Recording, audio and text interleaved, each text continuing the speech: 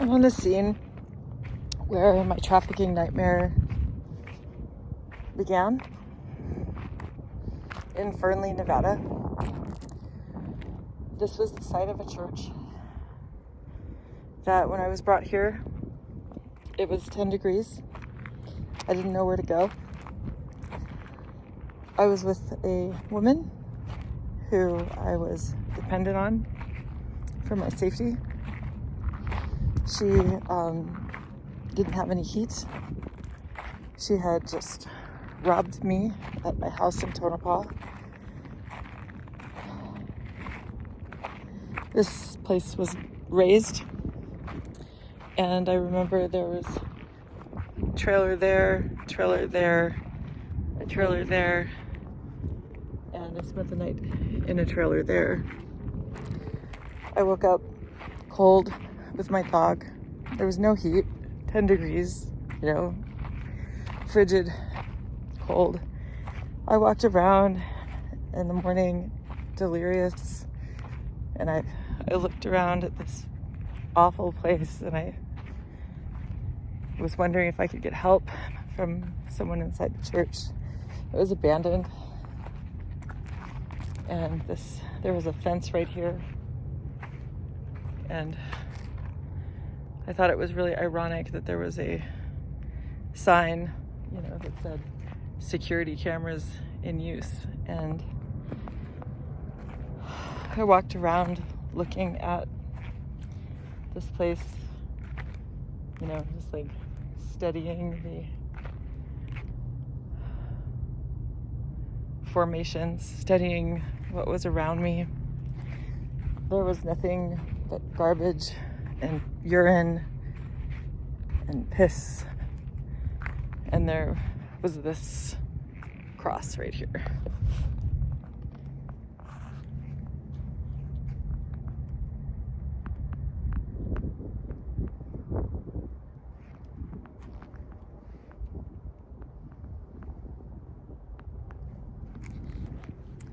I took the woman with me into Reno, and we went to a place called Safe Embrace, a place for survivors of trafficking, a place for women who've been used. And I still find myself in a place where I'm being used, coerced. I find myself being challenged by men who question whether or not I know the definition of trafficking, that question me if I know the definition of trafficking. And to me, I find that ironic, because I wouldn't use a word unless I knew the definition. So unfortunately, I do know the definition of trafficking. And the definition of trafficking is something I want my daughter to know, something that I want people to know, because trafficking can break people. Trafficking almost broke me. It almost broke my spirit. It definitely broke me out of complacency. It definitely broke me free from passivity.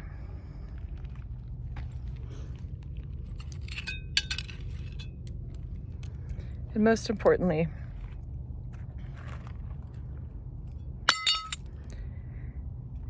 it broke me out of my silence.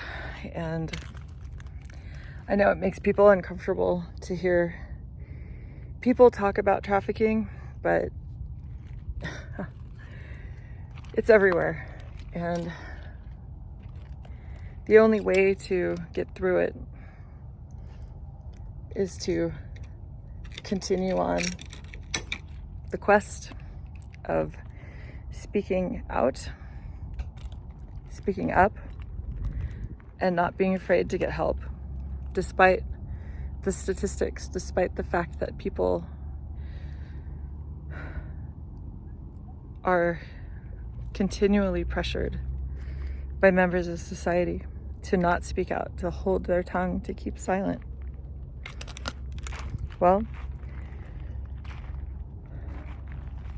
it's my personal goal to shatter those statistics and encourage people, men or women, to speak out against it, because that's what I've had to do. And God willing, I have spoken out, and I will continue to speak out, because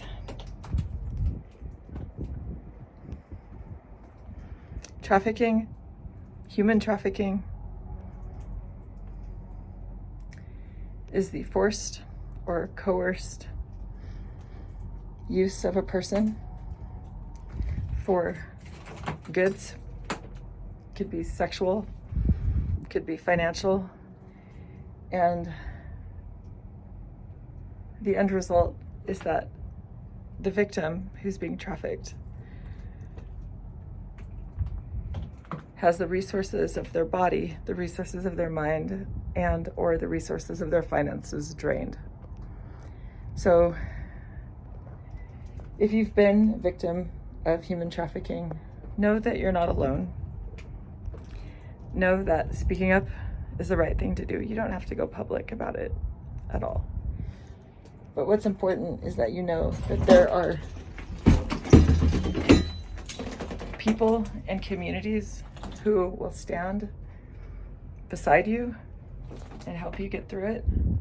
Religious or non-religious nonprofits that will give you the strength to take the stand, and you don't have to be afraid. And I've had everything handed to me the wrong way lately, but I'm not afraid to speak out.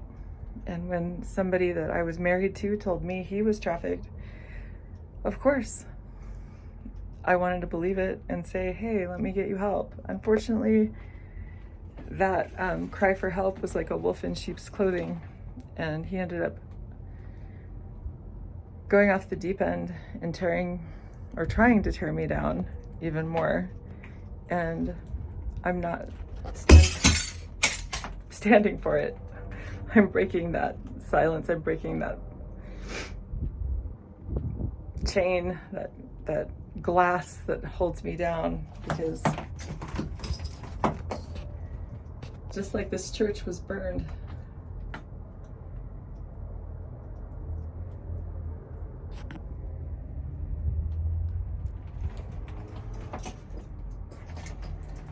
ashes come from fire.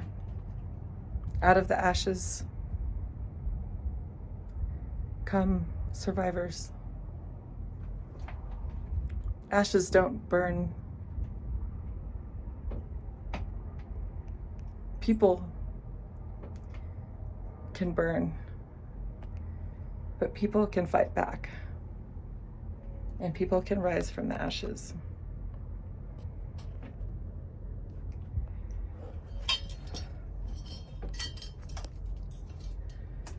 So it's a testament to everyone's strength who can come and be strong in the face of malfeasance, of cruelty against other humans, by other humans. How am I getting through this? With the help of a few very good friends. And I am quashing my fear. And when the fear and the sadness starts to well up in me,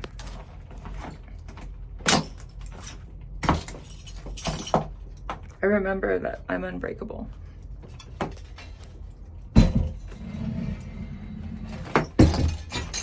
I remember that I wasn't put on this planet to sit here and be broken. I will not cower to the bullies who try to extort me and harm me. And I certainly won't cower to those who try to break me. Everyone's breakable at some point. That's because we have a breaking point. Knowing your breaking point is the first way to get around that breaking point. And I know my breaking point. And I've been fortunate enough to have some friends who say, it's time for you to put up your dukes, Wonder Woman. It's time for you to stand proud. And even though your belongings have been stolen from you by people who you thought loved you, people who you thought cared, you know, in the end, it does matter. And in the end, it all comes back.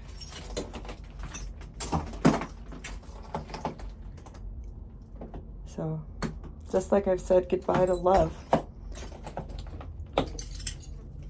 I've said goodbye to love that hurt.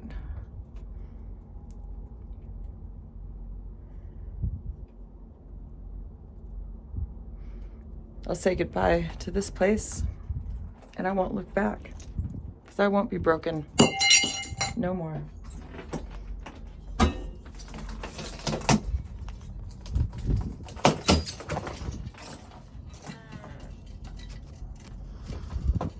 Rise above, rise out of the ashes. That's what I do. I survive. I have to keep going. No other option.